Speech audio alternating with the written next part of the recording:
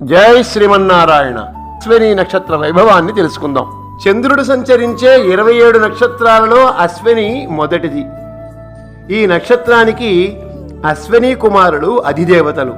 ఈ అశ్విని నక్షత్రపు గుర్తు గుర్రము, అధిపతి కేతువు, మేషరాశికి చెందింది. అశ్విని దేవతలు ఆయుర్వేదాన్ని ప్రపంచానికి అందించారు. అలానే మహాభారత సంగ్రామ సమయంలో దేవాసురులకు వైద్యాన్ని అందించారని మన పురాణ ప్రమాణం. ఈ అశ్విని నక్షత్రాన్ని అశ్విని నక్షత్ర భవ్యాత్ అశ్వినౌ యస్య దేవతే మరుతాం భిషజావేతౌ మహితావఖిలోన్నతౌ